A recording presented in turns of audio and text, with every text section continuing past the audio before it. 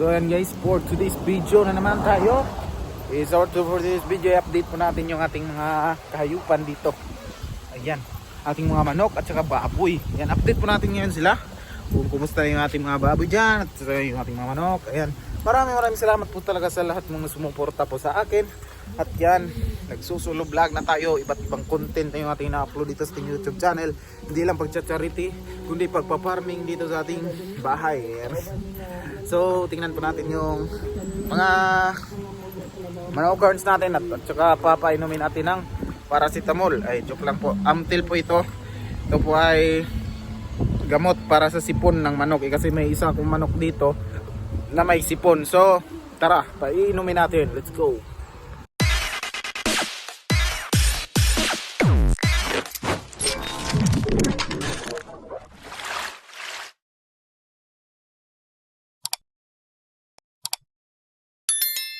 So, meron tayong sounds dito na lunhaw. Ayan. Sino yung dito ko kinulong yung may sipon? Ayan na siya. Ano? Are you okay? Are you okay? Oy. So, papainumin muna natin ang gamot. Yung ating pinalanggang manok. So, parang ano yung tali niya guys. So, hintay lang dahil anuin natin yung tali niya. So, ayan, tapos po natin pinainom yun. Yung dalawa yung ating ano, pinainom na po natin yung ating manok. Yun po tayo yung ating manok kerns. Diba? So, ito yung aming manok na may sipon. Kaya ating pinainom. Tapos hindi na natin painumin ng tubig para hindi na sasaputin. So update natin yung ating mga alaga manok dito kay Latinine dahil dito ng itlog kay Latinine yung ating mga manok guys. Napasensya na po kayo sa ating background music ngayon kasi may nagpa-radyo sa ating bahay. So yan, ito po yung aming giant na manok. Ayan, napakaganda po nito pang ano ba, pang handaan. So yan yung aming pinabreed dito. Yan, napakalaki pong manok buyag. So di ba guys, sana ay dumami itong ating mga alagang manok na sana rin ay pag ano na tayo ng mga manok doon sa bukid, madala na natin dito doon sa bukid yung ating mga manok. So naghahanap pa kami ng mga materialis ni Papa para makapag-bukid na din kami, makapag ano ng kubo sa bukid kasi marami pang ano, marami pang area doon na pwedeng lagyan ng manok. So dito sana yung itlogan ng manok kaso walang ng itlog. So ang mga itlog ng manok ay nandoon sa abuhan nila at tinini. So ayan. Pila na itlog sa itong manok, boss? Pila na itlog sa itong manok? Uy! Isakol naman po ng isa.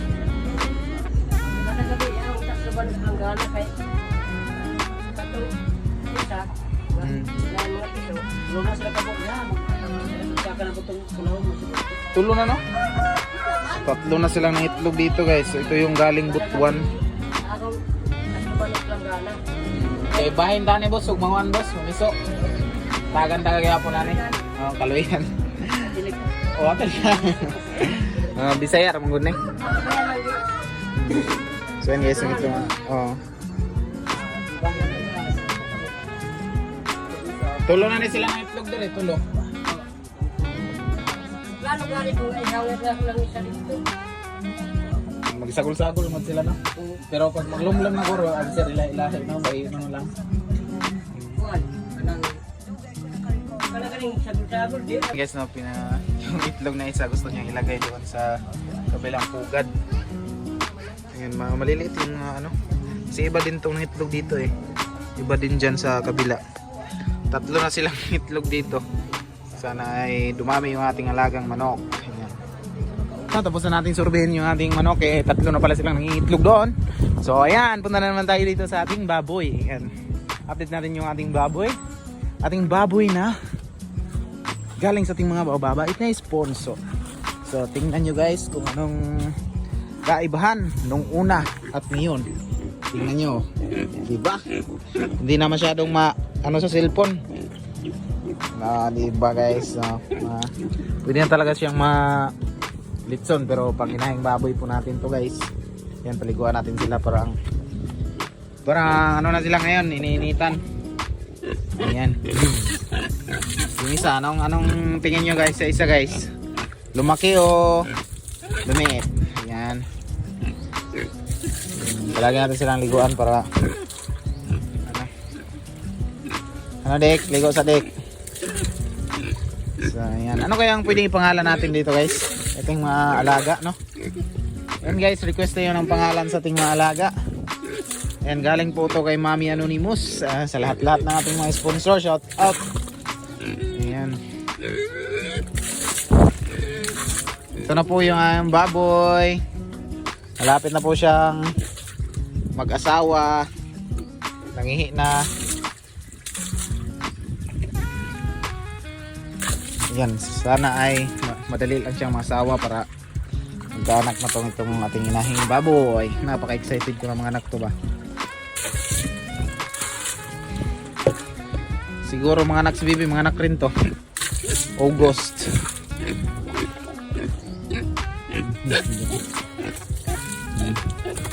Ginanahan siya pag maligo guys. Yung nasanay na siya liguan, no? Sanay na po siya liguan. Dapat sayangin ka lang natin siya. Kasi siguro pag mga anak na to, dalhin din to sa bukid para yung kanyang mga bik ay takbo lang sa bukid. Ayan. Sana ay danami itong ating lagang baboy po na tingin sa ating Panginoon na sana ay gabayan niya yung ating mga ginagawa. Ito po din yung ating isa. Yung gabayan din natin sa dahil madaling lumaki. Kapag kasi feeds yung pagkain ng baboy ay mainit yung katawan ng ating baboy. Kaya kailangan natin silang paliguan. So guys, maraming salamat po talaga sa inyong lahat, no? Mami King Pinas Spam, Mami BD Society, kay Mami Retlusay, kay at Tita Elina Chiba. So Tita Elina pa talaga yung sponsor na pumunta dito guys ba. Parang ano na talaga, part of the family ko na talaga si Tita Elina. Napakabait po niya. Ayan guys, may issue na pala na naman guys. Umuwi na si Tinini guys. Wala na namang bantay si Nanay Rosita. Bakit kaya? Hindi na tayo mangialam siguro niyan. Pupukusan natin yung ano natin dito, mission. Mga ibang mission sa ating pamumuhay na. So guys, to malapit na ba? Pwede itong malitson oh. Siguro ganito kalaki yung nilitson ng birthday ni Ate Gingging. Madali lang siyang lumaki. Diba? Kapag pinalagaan talaga ng maayos yung baboy ay mabilis lumaki. O, hindi pa to nag-isang buwan sa atin eh. Pero talaga yung ating problema talaga dito guys ay yung pangararan nilang kinakain. Yung ating problema dahil wala pa tayong sahod sa YouTube. Kaya umasa lang ako sa nagbibigay nating mga sponsor. Kapag may magbigay na pang kinukuhaan ko na lang na pangbili ng pagkain ng baboy. Pag magbibili ako ng baboy ng pagkain ng baboy yung gastos ko, pagbibili ako ng 800 yan, okay na 800 kumain na yung isa. Maraming salamat po talaga sa lahat natin mababait ng sponsor na.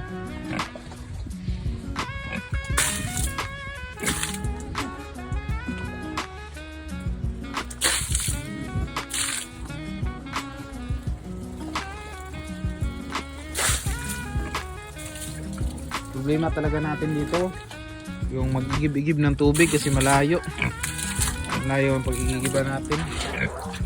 Wala kasi tayong hose na budget para dito, kaya mag-igib-igib muna talaga tayo. And maraming salamat po talaga sa inyong lahat, no? Ayan, ito po yung update ng ating babuyan ngayon. Ayan. Sa lahat po ng mga sumusuporta sa akin dyan, shoutout sa yung lahat.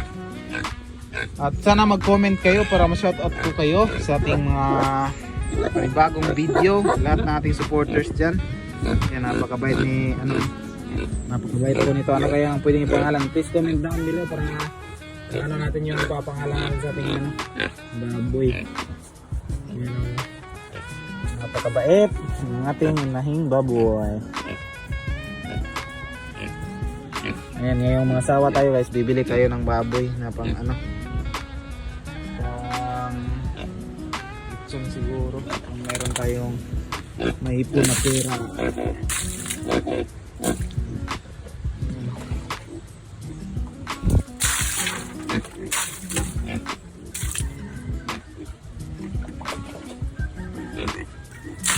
Dapat palagi silang malinis para hindi sila mapulson sa baho ng kanilang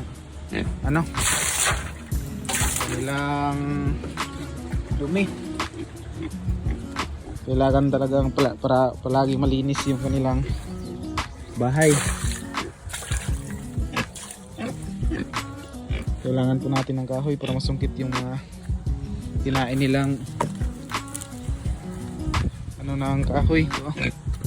Yan kasi nila ito, kaya bumabara.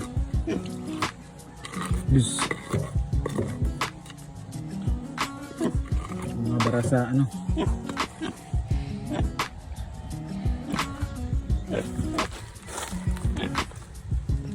Ayun guys, maraming salamat po talaga sa inyo lahat. So sana ay abangan nyo yung mga upload kong iba. Papasalamat po talaga ako sa lahat kung nagbigay sa akin ng sponsor. Salamat po sa lahat. Ayan, abangan nyo po yung pagpanganak nitong ating mga alaga.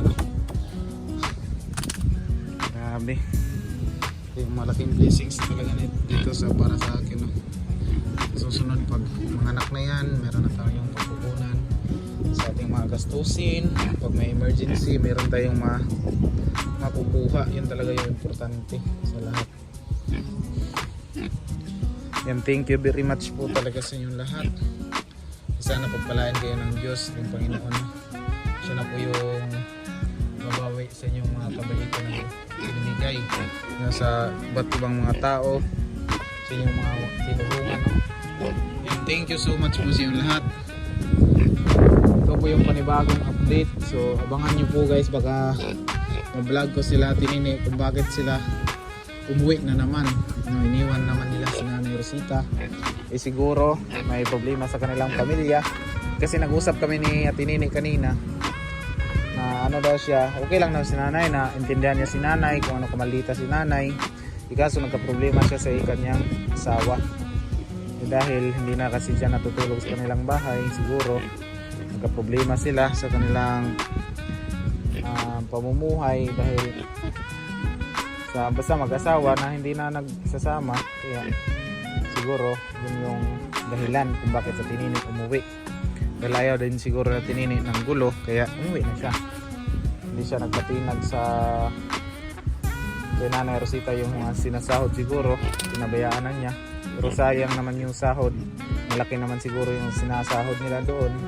Sayang naman para sa kanilang pamilya, no? Pero talagang umuwi na siya Tinini. Alamin natin kung ano talaga yung totoong nangyari. So abangan nyo yung video na yan guys, baka ma-interview natin sa Tinini sa susunod, no? Kasi nandyan na po siya sa kanilang bahay ngayon. Nagano siya kanina sa akin, nagsabi na yun daw yung problema. So aalamin natin yung totoong problema nila.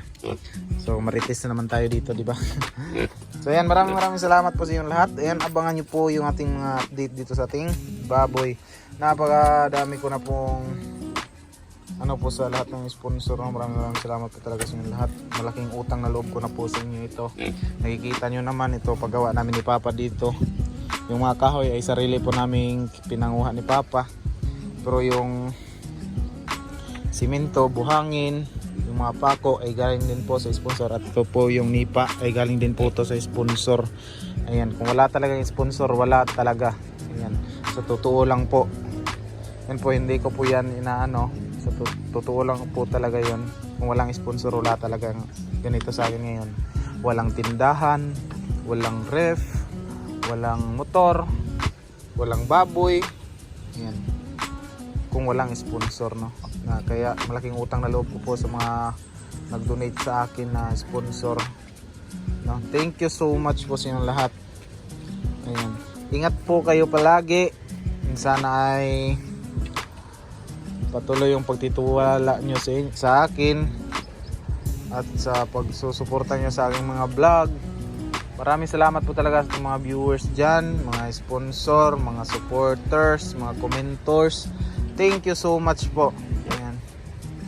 So hindi na po ako mangingialam sa kanilang mga away-away kasi ayaw ko ng gulo. Kaya nagsusulo vlogger lang tayo. Hindi na tayo makialam. Kung tutulong tayo, ay tutulong tayo. Kung wala tayong pangtulong, ay tapos na po tayo dyan.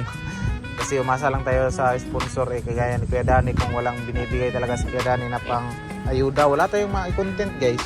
Dito na lang, dito sa update sa ating mga manok, ayan, yung mga baboy, yun na lang ating mga content siguro. Pero hindi tayo pababayaan ng mga sponsor. Talagang naniniwala naman ako sa sponsor na hindi tayo pababayaan kapag hindi naman natin sila pinabayaan. Ayan. Dapat hindi natin sila, kung anong gusto nila isusundin natin. Ayan. Kasi sa kanila naman yung pera, saan nila gusto igasto, doon natin igasto. Dahil sa totoo lang po, yung mga sponsor ay tumitingin din yan sa vlogger. Kung ano yung kabuti yung vlogger, nanonood niyan sila, palagi nilang sinusubaybayan kung saan yung pera nila nagamit. Pero hindi yan sila nang winta, talagang hinahanap lang nila yung kanilang pera, yung pinuntahan ng kanilang pera, na basta mabuti o nasa masama. Yan yung importante sa kanila. Lahat po ng gusto ng sponsor ay sinusunod ko po para hindi sila sa akin na hindi lang nila ako gusto niyan. So ayan, dito na po magtatapos muna ang ating video. Ayan, ito po yung panibagong update sa ating babuyan. Ayan. So abangan nyo next video yung ating mga susunod pa na mga video. Thank you so much po sa inyong lahat, and may God bless all. Ingat kayo palagi. God bless sa inyong lahat, sponsor, viewers, and supporters. Bye bye.